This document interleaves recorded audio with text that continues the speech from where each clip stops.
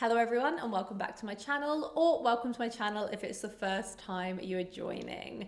Thank you so much for being here today. My name is Hayley and I review fragrances. So in today's video, I am going to be doing or giving my first impressions of new fragrance releases.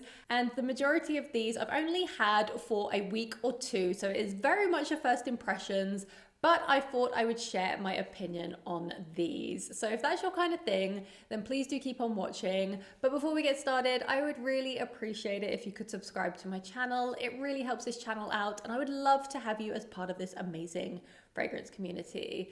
So now that's out of the way, let's jump in to the video.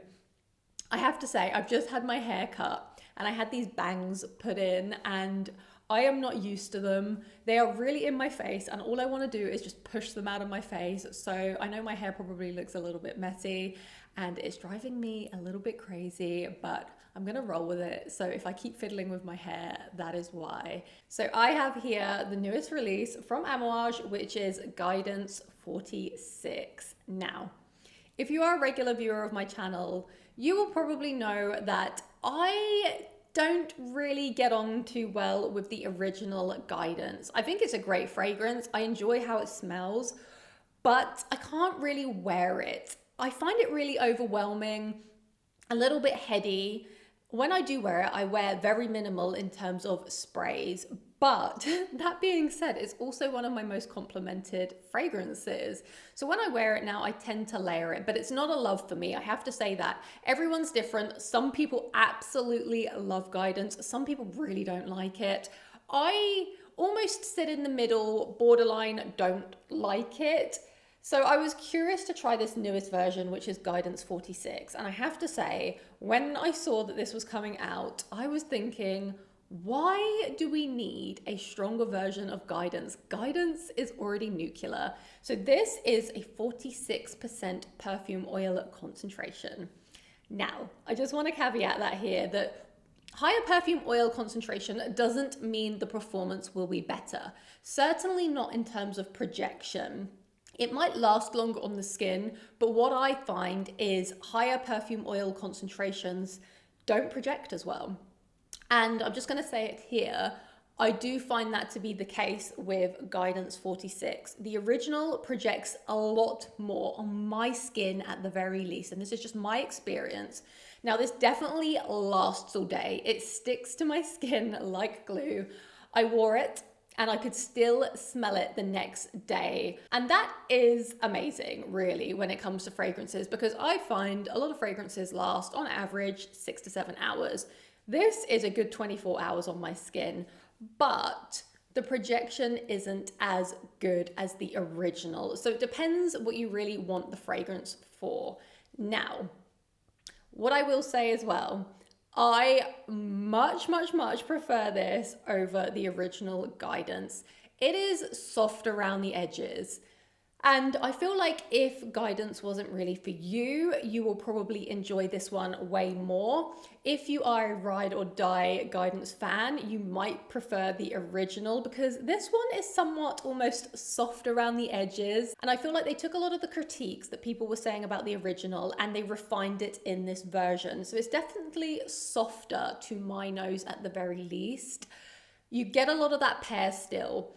Whereas in here, the pear is a little bit more refined and I find it more juicy.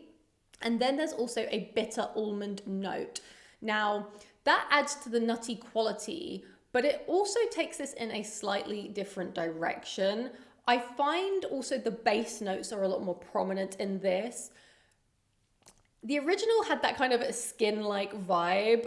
There was some strange comments about people saying the original smelt like clean lady parts. I mean, I didn't have that experience, not that I would really know what to say about that. But this one, it does have like a skin-like quality somewhat, but it's not a your skin but better. It's a lot stronger than that. It's a lot more complex. But this has this beautiful, woody, rich dry down. You have the creaminess from the nuts. You have some beautiful florals throughout, and you definitely still have that juicy pear up top. So for me, I find this one a lot more wearable than the original. So this is definitely my favorite out of the two of them. This is a higher price point.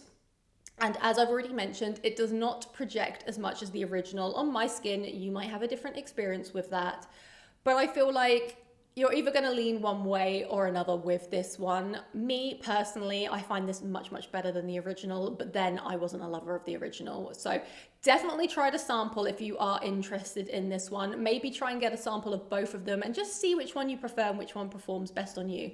Wow, I feel like I've been rambling, but finally, there's a guidance for me, and I'm really, really happy about that. So those were my first impressions of Guidance 46. I have had it for 2 weeks and I've worn it a couple of times, and I will wear it more and give you a more updated review in the future. So next up, I have the newest releases from Kayali, and this is the Vacay in a Bottle miniature set.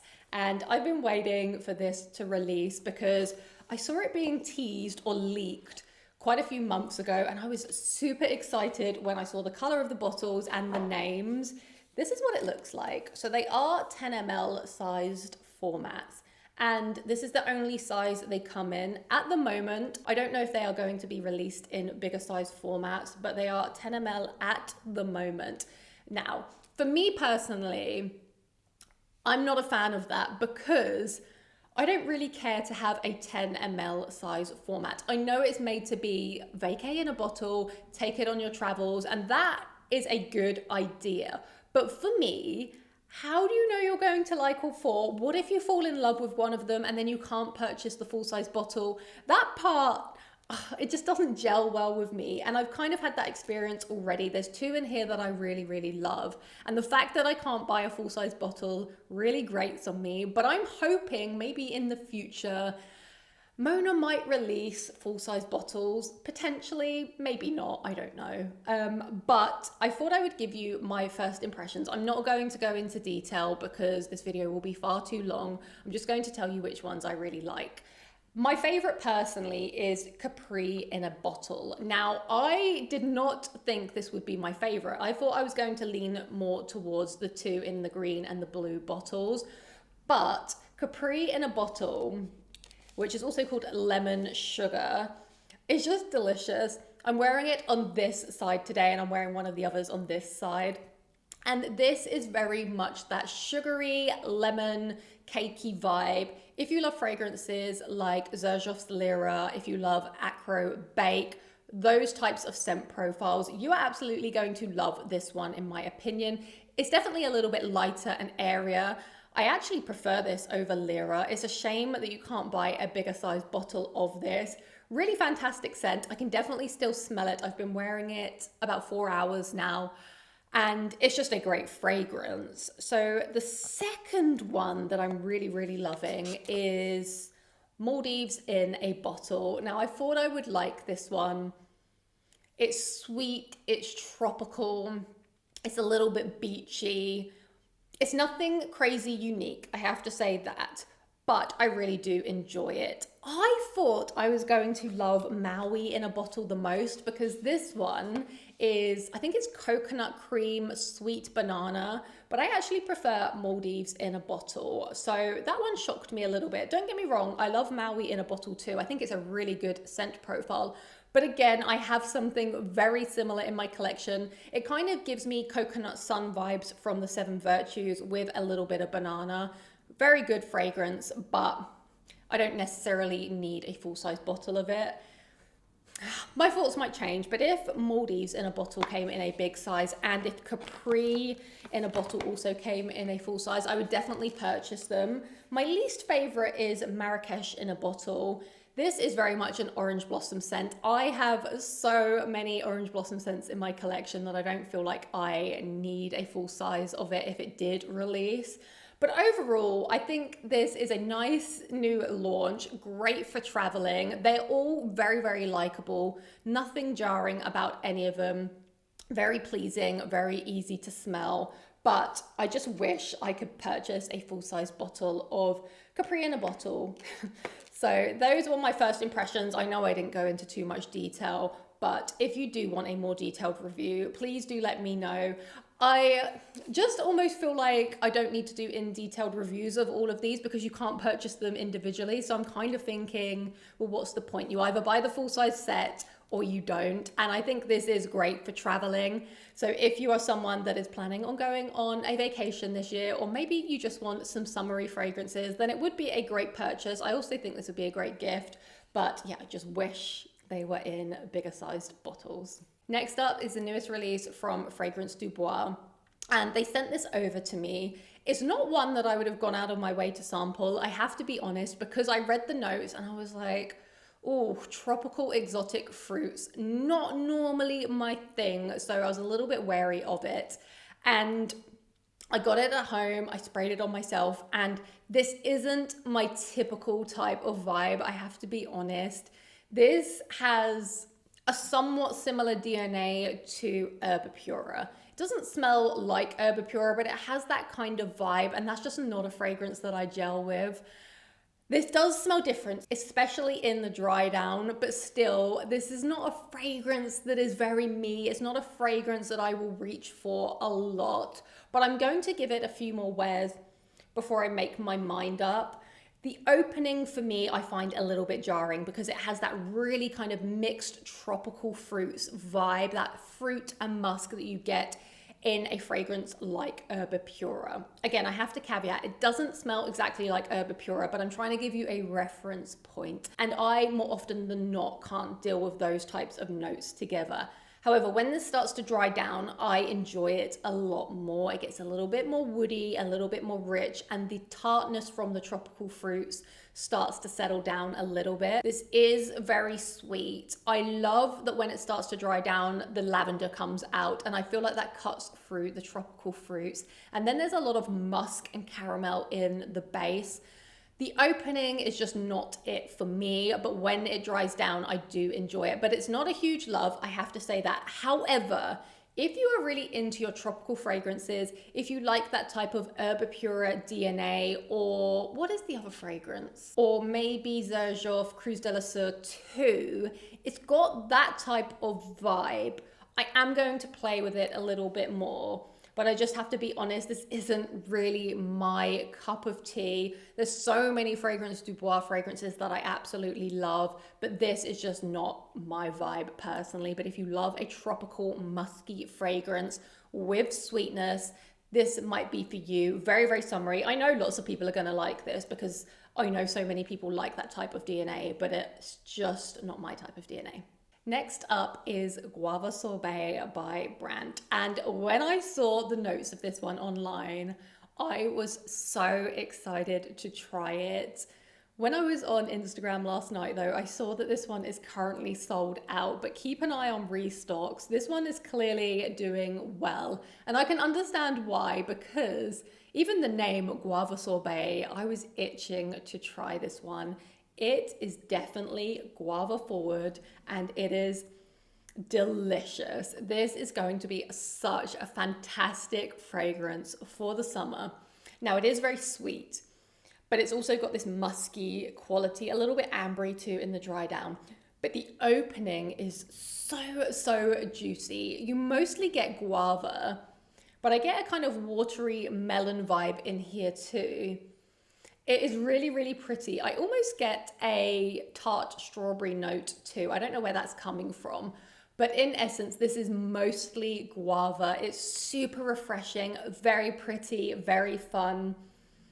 If you've been looking for a guava fragrance, I would definitely try and get your hands on a sample or watch out for the restocks. It has about 6 to 7 hours longevity, which is kind of expected for this type of scent profile, to be honest. And on first impressions, I think this is such a great fragrance release and unique as well. I don't have anything that quite smells like this, and that is what I'm looking for with new releases. It gets a bit boring when you get new release after new release and they smell very similar to other popular fragrances. Whereas with Guava Sorbet, I think they've done such a fantastic job at creating something that is needed in the market. So yeah, it is a big hit on first impressions. I will wear it a little bit more and give it a more in-depth review, but I just wanted to let you know that I really, really love Guava Sorbet. So next up is Nanatopia by Born to Stand Out. This isn't a super new release, but it's one I've had my eye on for quite some time. I don't really have many banana fragrances in my collection, and I've wanted to add in Bond number 9, I think it's New York Nights, which is very much a caramel and banana fragrance. But I've got this weird thing that I really don't enjoy Bond number 9 bottles. So it's put me off purchasing that one. I know it's a ridiculous reason. Anyway, I'm digressing.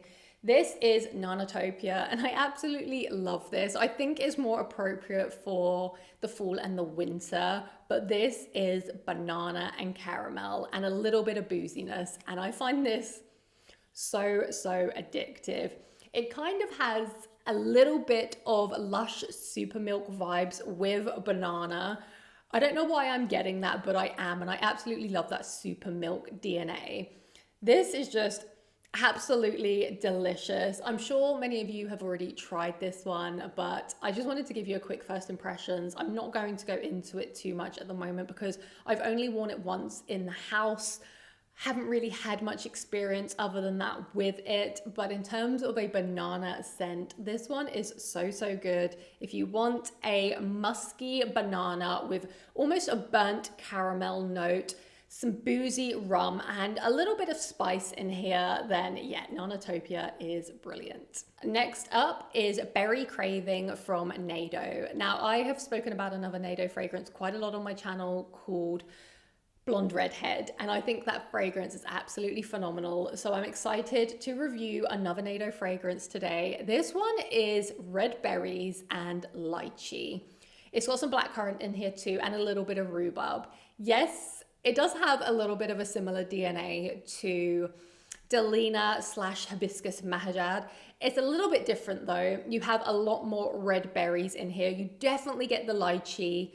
The rhubarb is a little bit more toned down, and then you've got that juicy blackcurrant. It's quite musky in the dry down, and then you've got this airy quality about it. It's not as overwhelming as Delina in my opinion, but it has that similar type of profile. So if that is your vibe, I would definitely recommend checking out Berry Craving. If you want something that's just a little bit more juicy, that has more of those berries through, and the lychee is a little bit more prominent. I will review this one in more detail. I've only had this for a few days, so I need to play with it a little bit more. But this brand is quickly becoming one of my new favorites. You can purchase their fragrances for under $100, which is fantastic. And they have some great fragrances in their collection. So if you want a brand review on Neydo, please do let me know down in the comments. Next up is one of the newest releases from Vivamor. Now, I do have all 4 of the new releases, but I wanted to mention 2 of them in today's video. Now, the reason why I'm talking about this one first, this one is called Tagomago, I think that's how you pronounce it, is because I've seen a few people comparing this one to Carioca Heart from Juicebox, and that is a fragrance that I absolutely love. Now, it has a slightly similar DNA, but not quite the same. With Carioca Heart, you have the peony note that's quite prominent, and then you also have the vanilla in the dry down and the boozy quality. Whereas for me, I only really get that top juicy notes in here. So very tropical, kind of like mango and pineapple, and then lots of musk. And again, this has that kind of musky quality that isn't really necessarily for me in fragrances. It's when, I don't know, I think it's when there's a lot of tropical fruits mixed with musk, I get that kind of Herba Pura DNA. This doesn't smell exactly like Herba Pura either. I know I keep referencing that, but I find those types of profiles a little bit jarring from my nose. Now, this is definitely a very good, juicy, summery, tropical fragrance. And if you have been looking for a kind of mango, pineapple, musky, sweet fragrance with great projection, I would definitely check out Tagomago, because the price point on Vivamor is a little bit more affordable than, let's say, Carioca Heart or other fragrances within the similar profile. Yeah, it's not a huge love for me, but I do enjoy it. But the next fragrance I really love. So let's move on to that one. My hair is getting wilder through the video. Sorry if it's really distracting. Maybe it's just in my head. Anyway, the fragrance that I really enjoy from Vivamor is the newest release called Magic Hour. Now, this is another tropical fruits type of fragrance, but one that I absolutely love. So you have the tropical fruits. There's also a pina colada note in here. It's a little bit ambery. There's also a mossy vibe in here as well. Oh, This one is delicious. Now, this is for me when a tropical fragrance is done well. It's not jarring, it's not OTT, it's not too musky, it's got a creamy quality to it as well. You've still got the booziness, so there's some rum in here, but you've also got some cardamom and some cinnamon, and that kind of breaks up the sweetness and the juiciness. You've got some moss and amber in the base, again, grounding the fragrance, and then a very sharp and spicy ginger note. So if you like the sound of a tropical, creamy pina colada with a little bit of spice in there that is perfect for the summer, this is the fragrance from the 4 new releases from Vivamor. I just said from so many times. This is the one that I would recommend the most. This is definitely my favorite. I do have all 4 of them. Please do let me know if you want to see a review of the collection, but this one is my personal favorite as it stands anyway. So those were all of the fragrances that I wanted to go over in today's video. Please do let me know if any of these stood out to you and if you do want more in-depth reviews of any of them. But I would love to know what are some of your favorite new releases. Please do let me know down in the comments. But thank you so much for joining me today. It's been a pleasure as always. I hope to see you in a future video to come. Thank you so much and goodbye.